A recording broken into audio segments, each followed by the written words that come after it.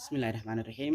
صباح ونكسن ardayda fasalka sideedaad waxaan xal soo qaadanay muraajaco yar oo kooban oo aan ugu talagalay inay ardayda ka faa'iideystaan.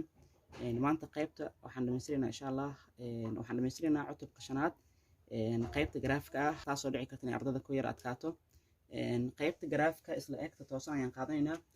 tusaale koowaad aan oo qoran ku muuji graafka isla egta waxaa lagu siiyeeyaa inay la eg tahay 3 marka graafka qaabkan uu qoran yahay examka waxaa dhici karta in tablekan lagu soo qoro ama tusahan lagu muujinayo isla egta in lagu soo qoro. haddii lagu soo qoro waa inaad tusaha adiga samaystaa oo qaabkan u qorataa. waxaan gudgalaynaa xalinta su'aashan meesha noo qoran yaa waxay la eg tahay 3 marka qiimaha hadda 3 ay la eg tahay 3 ayaa soo qaadanaysaa kadib waxaan ku bedelan doonaa waxaan haysto ayaan ku bedelan doonaa waxaan haystaa 0 1 2 3 meeshan mar waxaan ku bedelaa eber mar waxaan ku bedelaa hal mar labo marna 3 adoo isticmaalaya ku dhufasho maadaama labada qayb ay isku dhufsan yihiin. waxaan leedahay 3 lagu dhuftay eber waxa ka soo baxay 0 marka 3 lagu dhuftay 0 equal 0 ay noqonaysaa. intana waa 3 lagu dhuftay halkan soo qaado lagu dhuftay hal waxa soo baxay 3 3 soo qaado 3 lagu dhuftay hadda ku bedela 2 equal waxa soo bixi doonta 6. inta waa 3 lagu dhuftay 3 waxa soo baxay 9. qaybtan y waxaan sameyn doonaa qaybta x jawaabahan hadda soo helay ayaan ku wareejinaa oo kaliya. inta waxaan soo helay 0 inta waa 3 qaybtan waa 6 qaybtan waa 9. xakomaya waxaan sameynayaa qiimaha waxaan haysto iyo qiimaha ya waxaan haysto. qiimaha intaan ayaan haystaa intaan soo qaadanaysaa.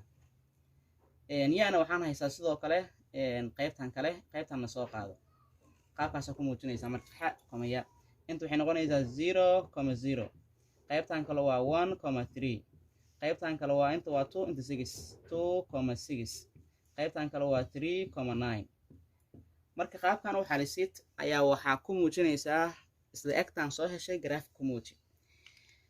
graaf markaan ku muujinayo xarafkan koowaad 0dan waxay u taagan tahay x sidoo kale 0dan kalena waxay u taagan tahay y tiradan hore waxay u taagan tahay x tan dambe waxay u taagan tahay y. markaan kuladan salax markaan ku muujinayo qaybtan dhidibkan taagan oo dheer waxaa loo yaqaanaa y kan jiifan waxaa loo yaqaanaa x. kadib waxaan sameynayaa in qiimaha y iyo qiimaha x waxaan haysto kala badasho. qiimaha y iyo qiimaha x halka iska jiraan waa 0 barta iska jiraan waa 0 marka hadda waxaan haystaa 0,0 barta say iska jiraan labada qaybood. 1,3 x oo hal ah iyo y oo 3 ah. x oo hal waa halkan y oo 3na waa inta waxay noqonaysaa inay barta isku kulmeen. su'aasha kale x oo 2 ah y oo 6 ah. x waxaan haystaa 2 y na waxaan haystaa 6 halkan ka dhigo 2 iyo 6 si la mid ah waxay ku kulmeen 6 iyo 2 halkan ay ku kulmeen bartaas ay ku kulmeen. sidoo kale waxaan raadinayaa 3 iyo 9 x oo 3 ah y oo 9 ah. inta marka graafka haddii uu sii socdo ama kor uu sii aado maadaama y-da hadda ay tahay 9 graafku uu dheeraanayaa 6 7 8 9 halkan waa 3 intana 9 kadib waxay ku kulmay bartaas ku kulmay. waxaan sameynayaa marka maadaama qaabkan haddaan usoo helay inta waxaa ku kulmay waa 0,0 qaybtan kalena waa 1,3 sidoo kale bartan waa 2,6 bartan kalena waa 3,9.